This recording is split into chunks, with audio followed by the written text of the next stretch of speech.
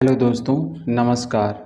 आज आप सुनेंगे मुंशी प्रेमचंद की लिखी कहानी दूसरी शादी।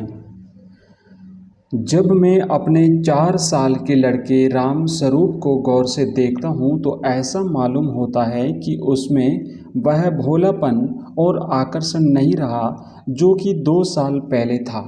वह मुझे अपनी सुर्ख और रंजीदा आंखों से घूरता हुआ नजर आता है।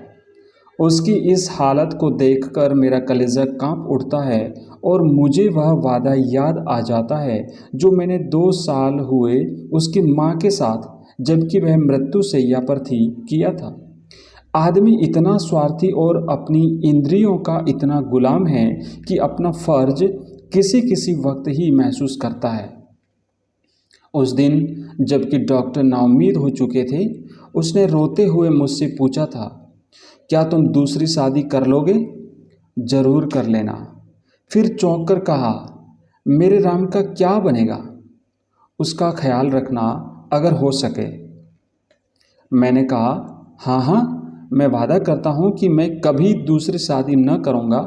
और राम स्वरूप, तुम उसकी फिक्र न करो। क्या तुम अच्छी न होंगी?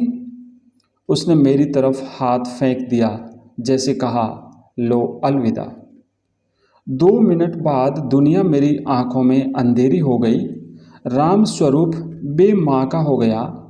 2-3 दिन उसको कलेजे से चिपटाए रखा। आखिर छुट्टी पूरी होने पर उसको पिताजी के सुपुर्द करके मैं फिर अपनी ड्यूटी पर चला गया। 2-3 महीने दिल बहुत उदास रहा नौकरी की, क्योंकि उसके सिवाय चारा न था। दिल में कई मंसूबे बांधता रहा। 2-3 साल नौकरी करके रुपया लेकर दुनिया की सैर को निकल जाऊंगा। यह करूंगा, वह करूंगा। अब कहीं दिल नहीं लगता। घर से खत बराबर आ रहे थे कि फला फला जगह से नाते आ रहे हैं। आदमी बहुत अच्छे हैं, लड़की अकलकी तेज और खूबसूरत है। ऐसी जगह फिर नहीं मिलेगी। आखिर करना ही है, कर लो। हर बात में मेरी राय पूछी जाती थी, लेकिन मैं बराबर इनकार किए जाता था। मैं हैरान था कि इंसान किस तरह दूसरी शादी पर आमादा हो सकता है, जबकि उसकी सुंदर और प्रति प्राणा स्त्री को, जो कि उसके लिए स्वर्ग की एक भेंट थी, भगवान ने एक बार छीन लिया। वक्त बीतता गया। फिर यार दोस्तों के तगाजे शुरू हो गए।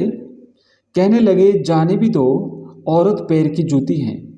जब एक फट गई, दूसरी बदल ली। स्त्री का कितना भयानक अपमान है, यह कहकर मैं उनका मुंह बंद कर दिया करता था। जब हमारी सोसाइटी, जिसका इतना बड़ा नाम है, हिंदू विधवा को दोबारा शादी कर लेने की इजाज़त नहीं देती, तो मुझको शोभा नहीं देता कि मैं दोबारा एक कुंवारी से शादी कर लूं। जब तक यह कलंक हमारी कौम से दूर नहीं हो जाता, मैं हरगिज़, कुंवारी तो दूर की बात है, किसी विधवा से भी ब्याह न करूँगा। ख्याल आया, चलो नौकरी छोड़कर इसी बात का प्रचार करें। लेकिन मंच पर अपने दिल के ख्यालात जवान पर कैसे लाऊंगा? भावनाओं को व्यवहारिक रूप देने में, चरित्र मजबूत बनाने में, जो कहना उसे करके दिखाने में हम में कितनी कमी है, यह मुझे उस वक्त मालूम हुआ जबकि 6 माह बाद मैंने एक कुंवारी लड़की से शादी कर ली। घर के लोग खुश हो रहे थे कि चलो किसी तरह माना। उधर उस दिन मेरी बिरादरी के 2-3 लड़के पढ़े लिखे रिश्तेदारों ने डांट बताई, तुम तो कहा करते थे मैं बेवा से शादी करूंगा, लंबा चौड़ा व्याख्यान दिया करते थे। अब वह तमाम बातें किधर गई? तुमने तो एक उदाहरण भी न रखा जिस पर हम चल सकते। मुझ पर जैसे घड़ों पानी फिर गया। आंखें खुल गई। जवानी के जोश में क्या कर गुजरा। पुरानी भावनाएं फिर उभर आई और आज भी मैं उन्हीं विचारों में डूबा हुआ हूँ। सोचा था नौकर लड़के को नहीं संभाल सकता, औरतें ही इस काम के लिए ठीक हैं। ब्याह कर लेने पर जब औरत घर में आएगी तो राम स्वरूप को अपने पास बाहर रख सकूंगा और उसका खासा ख्याल रखूंगा। लेकिन वह सब कुछ गलत अक्षर की तरह मिट गया।